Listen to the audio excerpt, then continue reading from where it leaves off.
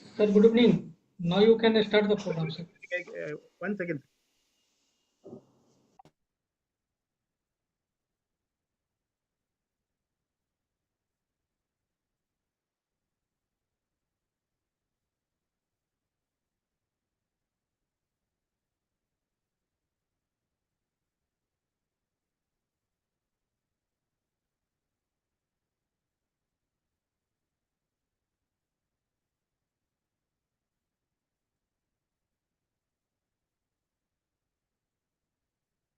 Yes, sir. Can you get it? Yes, sir. Yes, sir. Yeah.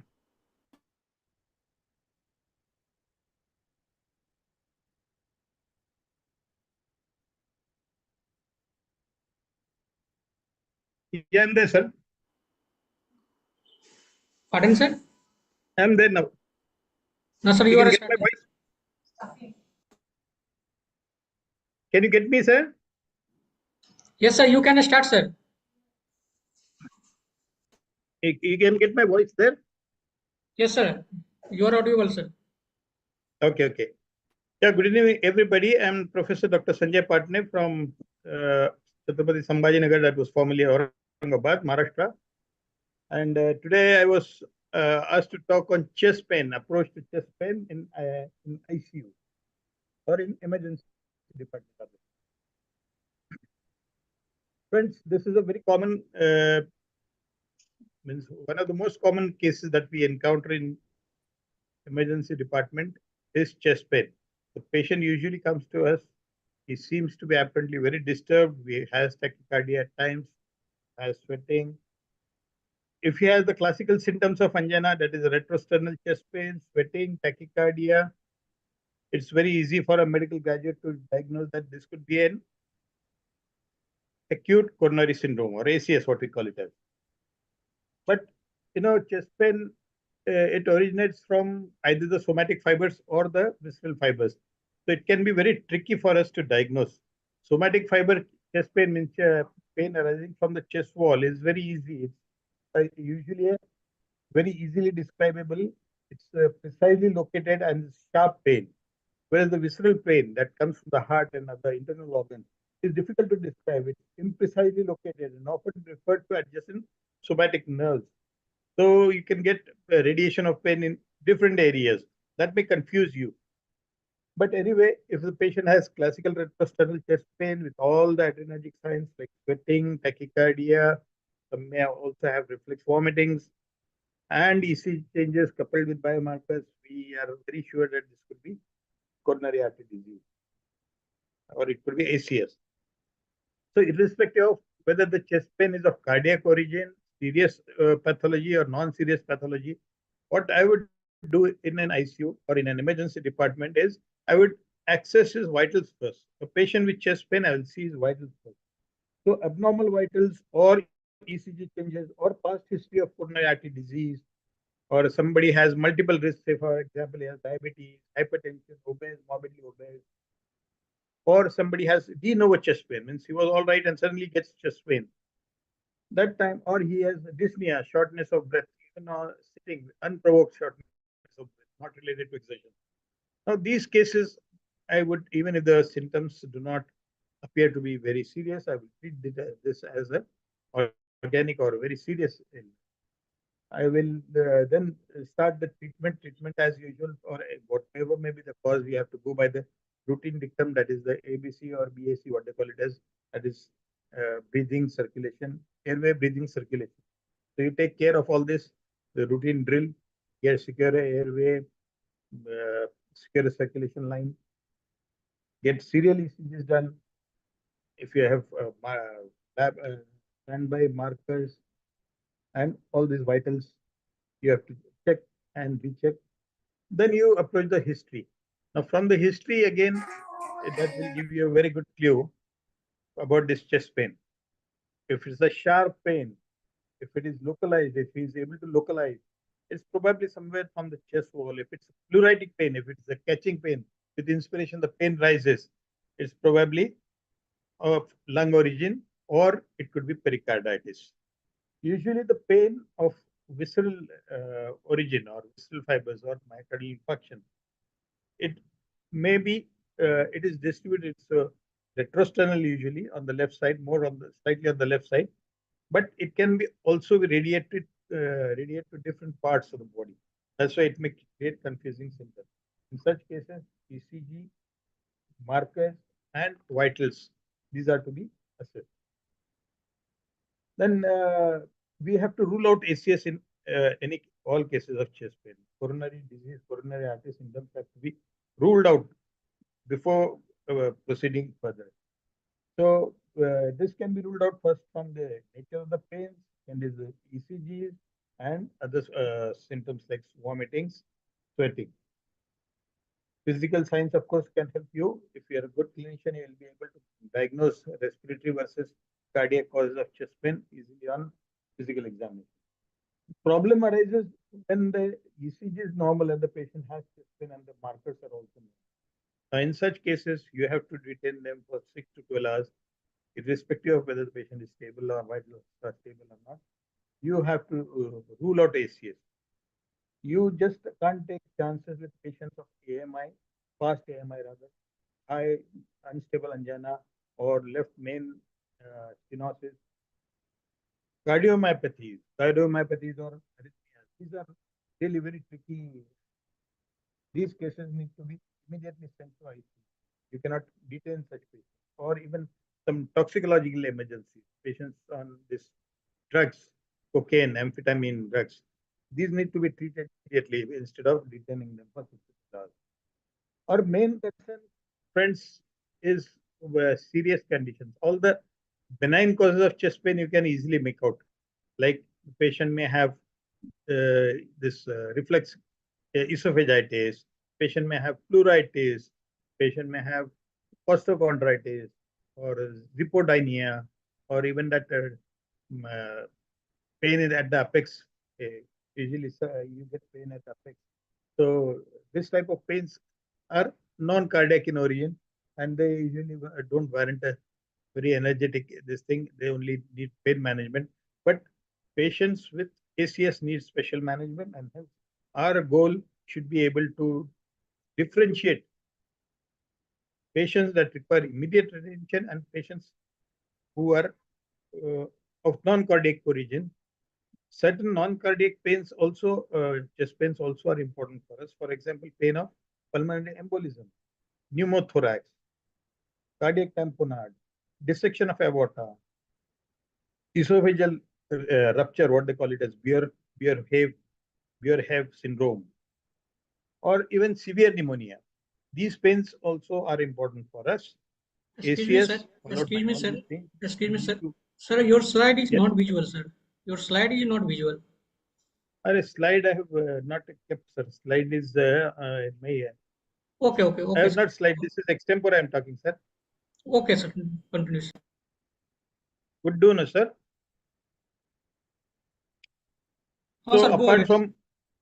apart from acute coronary syndromes, we are also interested in other types of pains which are life-threatening. For example, the pain you get in pulmonary embolism, then the pain you get in pneumothorax, sudden tension pneumothorax, then in cardiac tamponade, dissection of aorta. Dissection of aorta, again, in these cases, you have to be, but just clinically, you'll be able to diagnose dissection of aorta, severe pneumonias.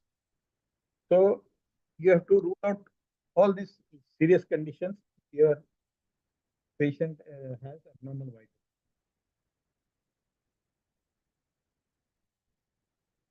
You have to now study risk stratify which cases are serious. Now, cases of pulmonary embolism, I'll tell you, they have something called as the Geneva score, where the age, previous DVT, or surgery fracture, or if he has some acute malignant condition, or unilateral lower limb pain, these all get points. And on these points, if the score is between 0 to 3, the probability of pulmonary embolism is quite low. And if it is between 2 to more than 11, it is probability is more than 71%.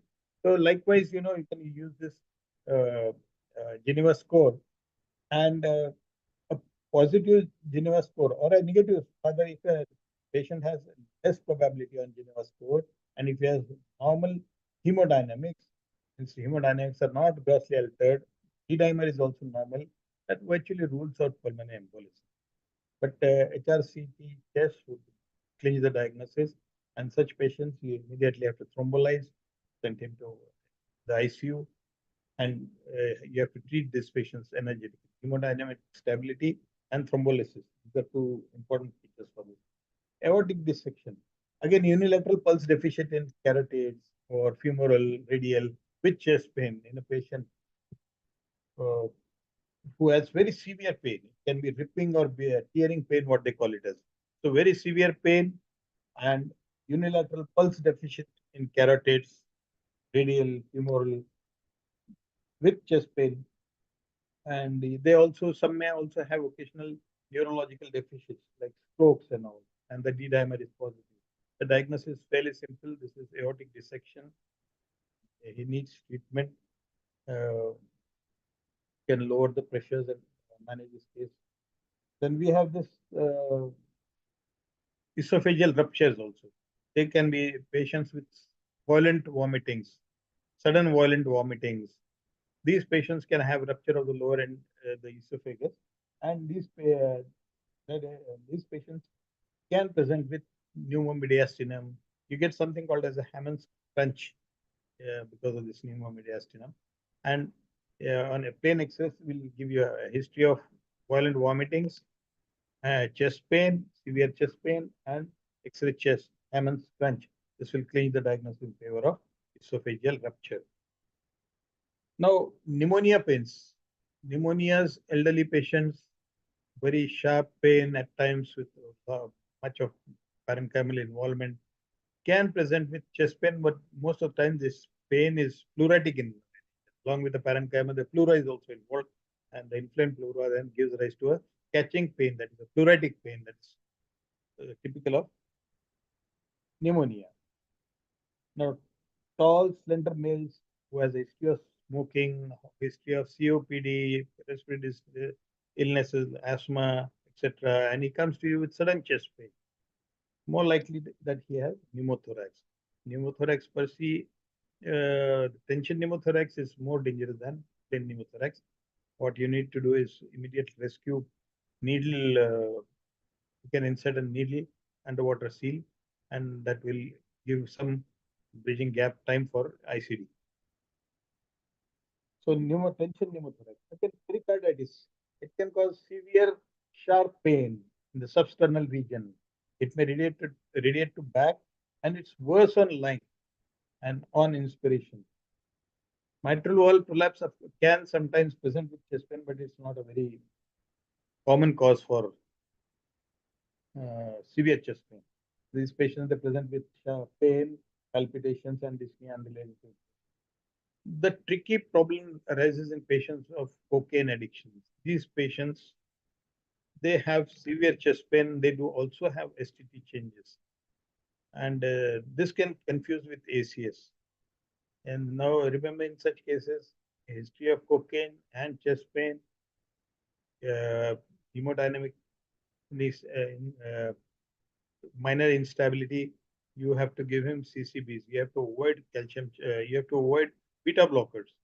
You have to give labetalol. They said they have used. People have used, but the American Cardiology Association is against use of beta blockers. So CCBs, diltiazem, verapamil, 5 to 10 milligram would be better choice in such patients. That will take care of his chest pain and his cardiac problems.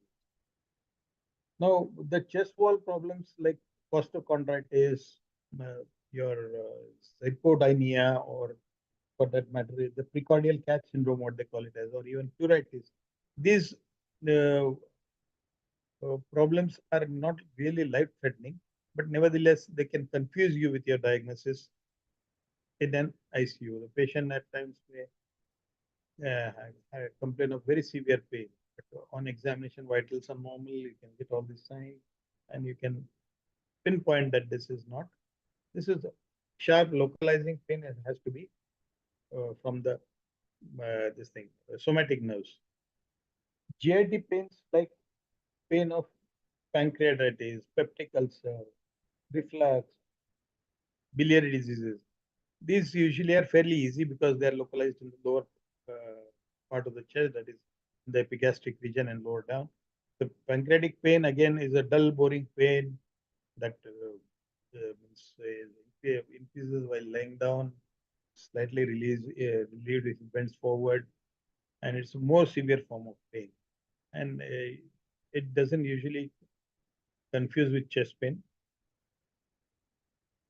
So, friends, all I'm trying to tell you is that if a patient comes to you, irrespective of whether the pain is of a very severe malady, a severe illness, or of a non-cardiac illness and a cardiac illness, you have to concentrate on the vitals.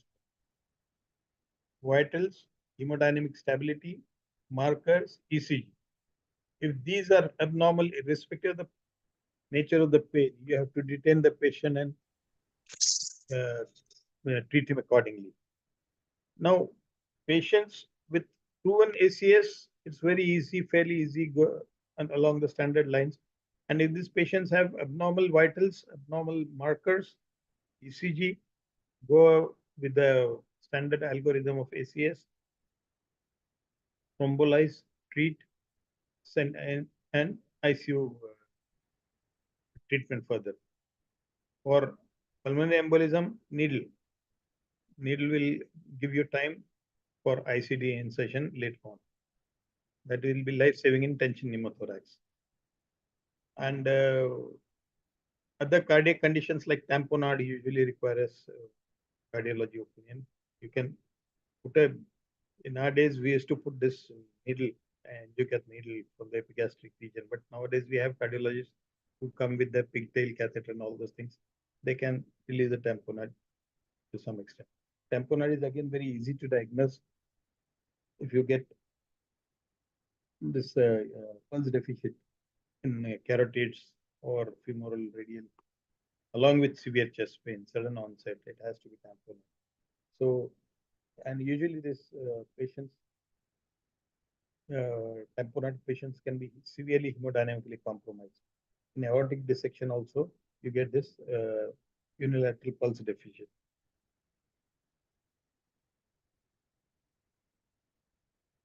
If there are any questions, I'll be.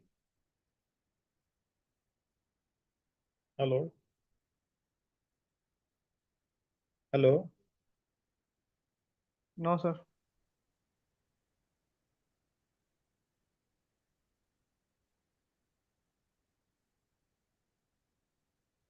No questions? If you have any question, please put a chat box.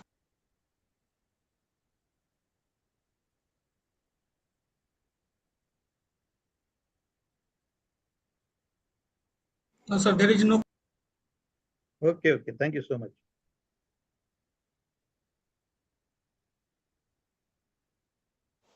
Thank you, sir.